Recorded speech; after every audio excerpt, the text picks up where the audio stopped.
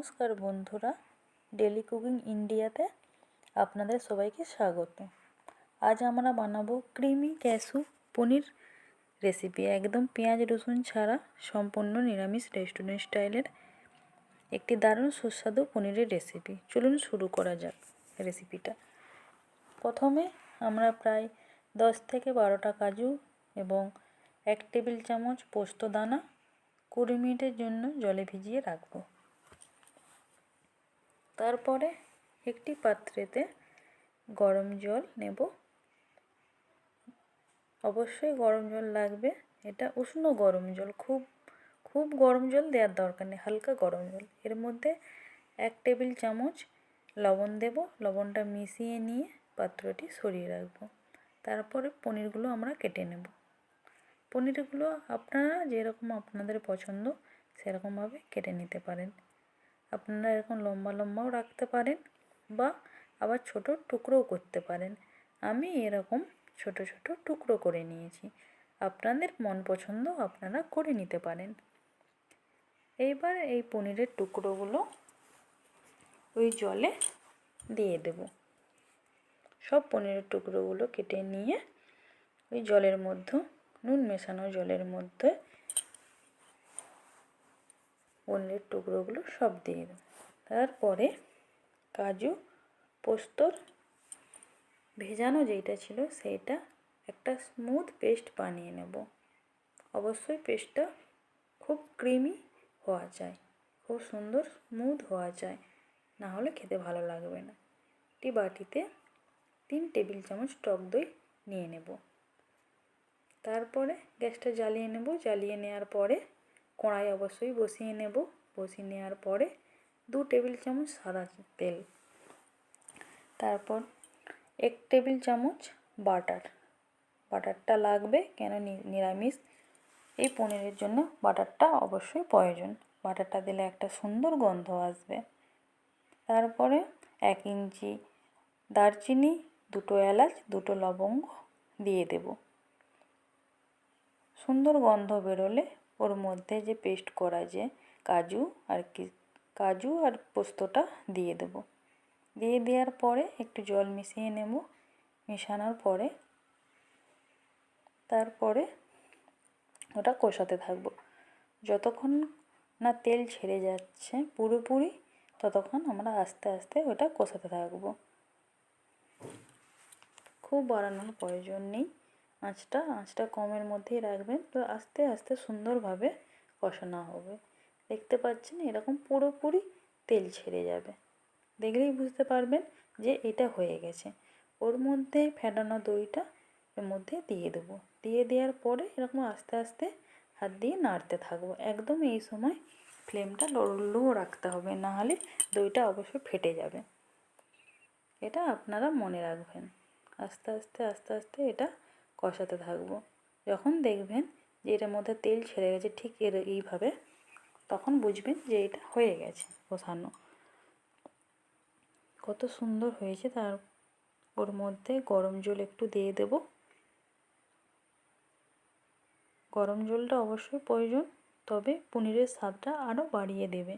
ঠান্ডা জল একদম ভুলেও দেবেন না বন্ধুরা।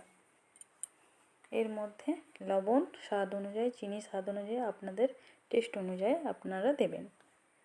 দেওয়ার পরে গ্রেভিটা ফুটে গেলে ওর মধ্যে একটু আমি দুধ দেব। আপনারা দিলেও দিতে পারেন, না দিলেও না দিতে পারেন। এইটা স্বাদটা বাড়ানোর জন্যে, সেই জন্য আমি আরেকটু দিয়ে দিলাম দুধটা দেওয়ার পরে যখন ফুটে যাবে দেখবেন, তখন ওর মধ্যে পনিরের টুকরোগুলো দিয়ে দেব। পনিরগুলো কিন্তু আমি এখানে ভাজিনি। পনিরগুলো ভেজে ফেললে একটা শক্ত রাবারের মতন হয়, সেই জন্য আমি কিন্তু পনিরটা ভাজি না। আপনাদের যদি মনে হয় যে পনিরটা ভাজবেন, তো অল্প করে ভাজবেন, খুব ভাজবেন না, তাহলে কিন্তু খেতে ভালো লাগবে না। সেই নরম সফট ভাবটা কিন্তু থাকবে না।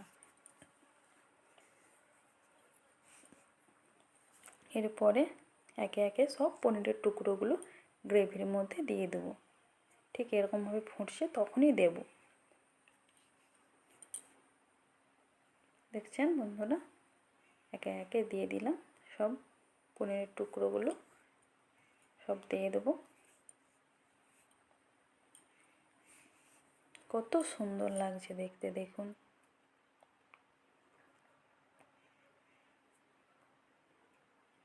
ফুটে গেলে হালকা হাতে, খুব নাড়াবেন না, যাতে পনিরগুলো ভেঙে যাওয়ার চান্স থাকে। আস্তে আস্তে আপনারা হালকা হাতে নাড়িয়ে নেবেন। দেখছেন এরকম ক্রিমি ক্রিমি হবে। আপনারা যদি মনে করেন যে এরকম গ্রেভি রাখবেন, রাখতে পারেন, বা আরও গ্রেভি কমাতেও পারেন একটু, যেটা আপনাদের পছন্দ সেটা আপনারা করে নেবেন। আমি হয়েই এসছে। এবার এর মধ্যে গরম মশলা দেবো 1 টেবিল চামচ, না আবার একটু আগে। গরম মশলা দেওয়ার পরে হালকা হাতে নেড়ে নেব, নাহলে পনিরের টুকরোগুলো ভেঙে যাবে। যেহেতু আমি পনির ভাজি না, নরম সফট, খুবই সুন্দর। নাড়িয়ে নেওয়ার পরে এর মধ্যেও আমরা একটু কসুরি মেথি দেব। কসুরি মেথিটা দেওয়ার সময় অবশ্যই হাতে একটু ক্রাশ করে নেব, তাতে ঘ্রাণটা আরও সুন্দর আসে এবং স্বাদটা বাড়িয়ে দেবে। আমার হয়ে গেছে। এবারে আমি একটু নাড়িয়ে নিয়ে আমি নামিয়ে নেব। দেখতে পাচ্ছেন বন্ধুরা কতটা সুন্দর হয়েছে।